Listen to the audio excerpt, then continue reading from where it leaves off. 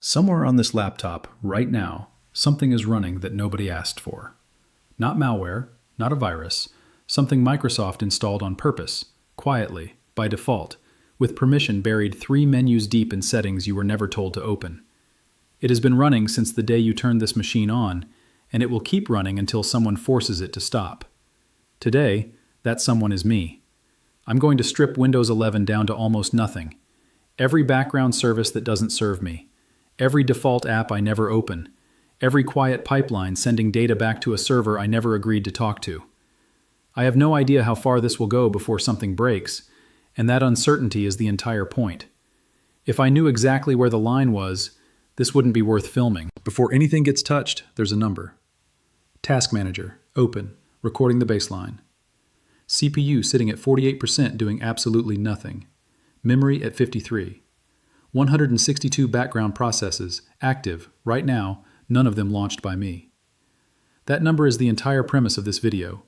Everything after this point is an attempt to make it smaller, without breaking the machine that's hosting it.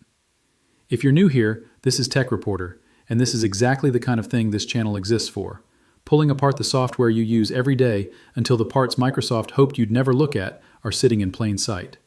Subscribe before the cuts start, because once they start, there's no clean point to come back to. The instrument for this isn't a registry cleaner or some shady speed up your PC app. It's an open source script built by independent developers with nothing to sell that exists for one reason only: to expose every optional piece of Windows and let a human decide, one line at a time, whether it deserves to stay. No installer, no account, just a list and a decision. Finding it isn't dramatic. A search, a GitHub page, a release file sitting at the top like it's been waiting. The first attempt opens the wrong way, Notepad of all things, mistaking a script for plain text. A small, almost funny failure before the real one even loads. The second attempt works. A window opens. Welcome screen. A single sentence promising a cleaner system in a few clicks. It's lying a little. It's going to take a lot more than a few clicks, but the intent is honest. The first menu is Apps, color-coded. Green means Microsoft itself considers it harmless to remove. Yellow means situational, read carefully. Red means technically possible, explicitly not advised. Most tutorials online tell you to stay in green and call it a win. That's not why we're here. The calculator goes. The camera app goes. There's no camera on this machine worth protecting. The Xbox identity services go, because this laptop has never run a game that needed them. Cross-device experience, gone. The Get Help app, which exists mainly to tell you to search the internet, gone. So far, nothing controversial. This is the easy 20%. Then it stops being easy. Telemetry is next. The background reporting pipe that quietly sends usage data back to Microsoft for reasons that have never been fully explained to the people generating that data. Disabled. Suggested content in the Start menu. The algorithm deciding what you might want to see. Disabled.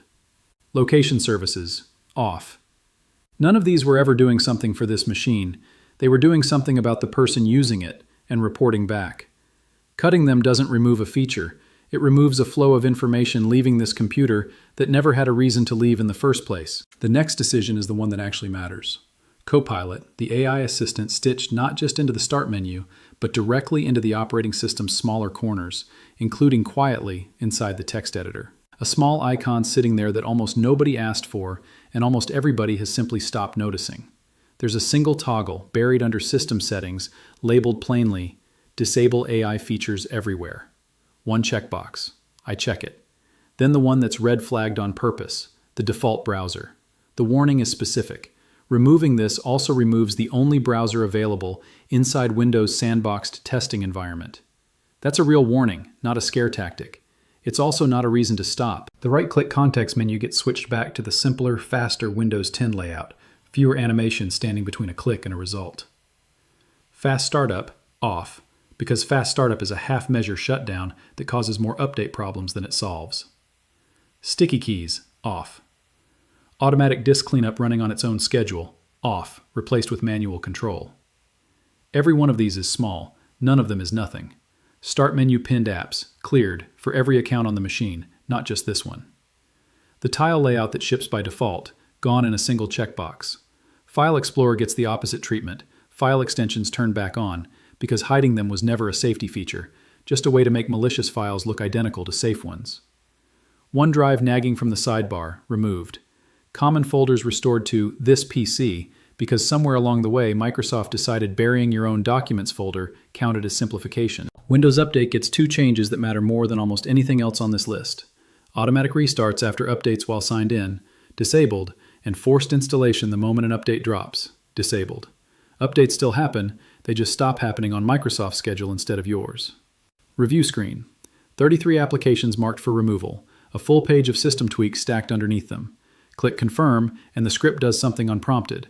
It creates a system restore point before touching anything, an insurance policy this tool built in without being asked. That single detail tells you more about how seriously it takes itself than anything in the marketing. Then the first real resistance. A prompt. Unable to remove the default browser through the normal channel, would you like to force it? Not recommended. In plain text. The kind of warning written by someone who has personally watched this go wrong before.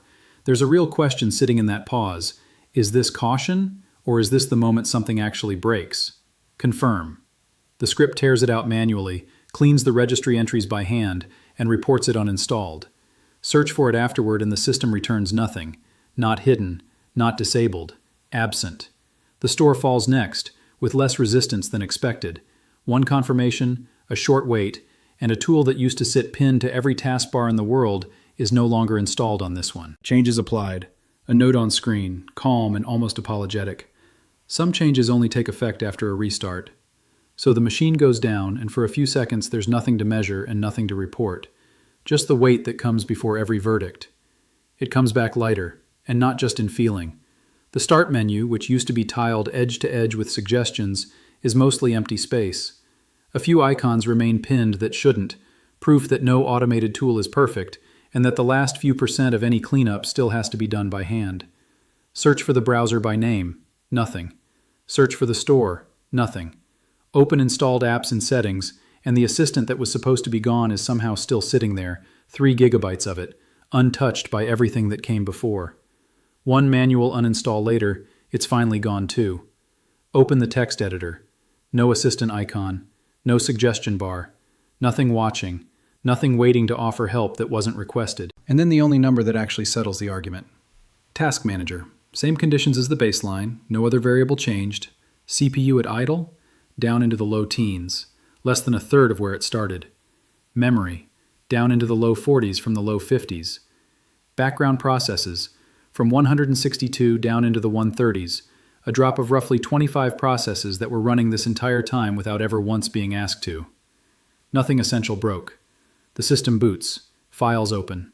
Updates still arrive, just on a schedule that doesn't interrupt anything. What's left isn't a broken version of Windows 11. It's the version that would ship by default if every decision inside it favored the person using the machine instead of the company that built it. That's the uncomfortable part of this entire experiment. None of this required a hack, an exploit, or anything close to advanced. Every setting changed today was already sitting inside Windows 11, available to anyone, the entire time.